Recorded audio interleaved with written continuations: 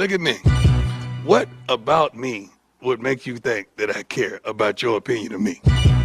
Your opinion of me is not the opinion that I have of myself. You ain't make me, so you can't break me. You didn't build me, so you can't kill me. You know what? God established me. So you ain't nothing you could do to me. I've been him. I've been a difference maker, a game changer. I've been that guy. So what would change? Not a darn thing. I'm not even playing the game, and you got an opinion of me. I love it, but I don't care. And I wish the world thought like that.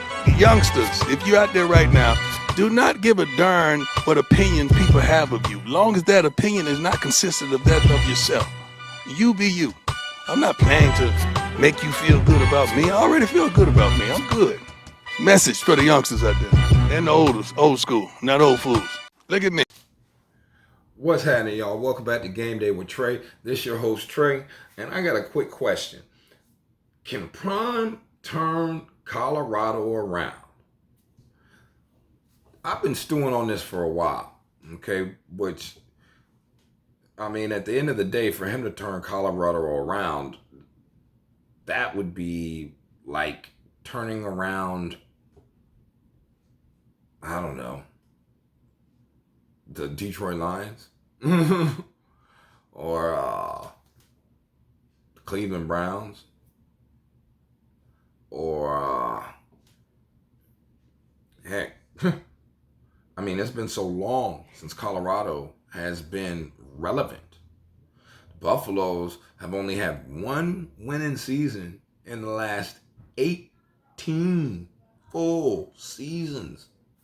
That's 18 full campaigns where they haven't had a winning season. Last year they went 1-11. Yeah, that's real. 1-11. And that's after having a strong start, or at least for a half anyway, against eventual title contender TCU. And I mean, if I remember correctly, at the end of the second quarter, the score, or not halfway through the second quarter, TCU was actually up 3-0, and then by the end of the second quarter, it was at halftime. It was 7-6. Now they didn't score again after that, and TCU went on a 31-point run with Max Dugan and Johnson out wide receiver, and all the little things, all the great things, Kendra Miller, that they had going on there. But to be able to fight like that then, with the players they had then and what Prime has now brought in, because Deion has brought in not just players from Jackson State, all right? He's got his son at quarterback. He still has Travis Hunter. He brought him in, and a few other players from Jackson State. He's got some transfers from Alabama. He's got some transfers from Florida. He's got some transfers from various major schools. I think he got one from Michigan. Like, he's been doing his thing as far as trying to rebuild that team. So much that he's basically got a whole new team right now. When you add in who he has brought in through transfer portal, plus who they brought in on new scholarships or new recruits for this season, there wasn't too many holdovers. All right. So at the end of the day, this is a brand new team. You can't judge them off of what they've been, because it's not the same team. It's not the same players. It's not the same coach. It's not the same system. Nothing is the same about this. All right. The only thing that you can look at when you're judging Colorado right now is who their coach is and how well will he be able to put it together. Now, Michael Irvin this morning came out and said that he just came back from Colorado and he was hanging out with the players and he was hanging out on the campus, and he was just looking at how beautiful everything is, the backdrop. He was talking to players about how the recruitment went, how they ended up there, and all that good stuff there, man. And Michael Irvin came back with a glowing report. He says that it's going to take 2 years. In 2 years, Colorado will be viable. All right. When I say viable, I'm talking about championship viable. All right, we're not just talking about finishing in the top 25. We're talking about actual somebody that you have to look at that might possibly make a run. Now, do I believe that Prime can make it turn around that fast? Yes. Do I think he has the players to do it right now? Maybe. Okay, it's not like the schedule's that hard this year. It is got I mean, it's got some difficulties. Whether you're talking about the game against UCLA, that could be hard. They got Oregon State, that could be hard. Utah is definitely going to be hard. USC is going to be a battle. Oregon's going to be a battle. But when you got Nebraska, you got Colorado State, you got Arizona State, you got Stanford, you got Arizona, you got Washington State. Like, you got a chance to win 6 or 7 games just off of that right there. That is a major turnaround from 1-11. All right, major turnaround. So can Prime turn it around? Yes, I believe he will turn it around.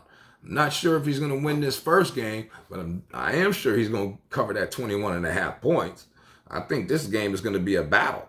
I don't think people are really understanding what Prime can do when he has the right players and team that want to win. Like I said, don't expect him to win, but I think they could cover that 21.5, or if you wouldn't mess with that, definitely take the over at the 59.5, because I think there's going to be some points put up.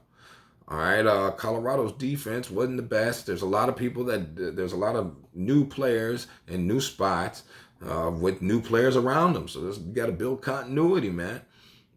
So at the end of the day, this could be a high-scoring event.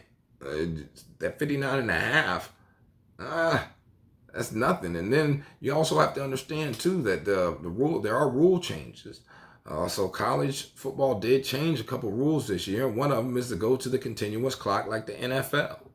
Now, I'm sure that if anybody understands how to take advantage of that, it will be Deion Sanders and the Colorado Buffaloes. Sonny Dykes is a great coach, but this is going to be a tough game for him, man. Now, like I said, Prime, I believe he can turn this thing around. Not sure if he's going to win this first game, which we'll talk about later on this week. And I'll break it down exactly how I come to my numbers and how I came to they're definitely covering that 21.5. But I like Colorado to cover that 21.5. I just like that. I like that. I think it's going to, I'm not sure about the defense that Colorado's going to be putting out there. I know that it's going to be a whole bunch of new players, and I know there's new players on TCU as well. Like, they got a new quarterback. He's a sophomore, I believe. They've got new running backs. Kendra Miller left. They've got a lot of new things on their team. Well, like I said, Chandler Morris is a sophomore, 6 foot, 195. Trey Sanders was there last year, 6 foot, 214 pounds, and he was dangerous. He was like a firecracker. I remember him. So he's somebody that they're going to have to watch. They're going to have to tackle him. Definitely got to tackle that young man. They got Savion Williams. He's a junior. Outside of that, it's really not much more returning on that offense on the offensive line. And then when you look at the defense that they got, there's not a lot of names that just pop to you because of the fact that it's TCU. They play a great system though, so at the end of the day, I believe that might work in their favor. And yeah, we'll definitely get into a better analytical breakdown of this game, because this is going to be a great game. Great game. I hope everybody's watching. All right, so y'all have a blessed day. Stay safe. I'm going to holler at y'all.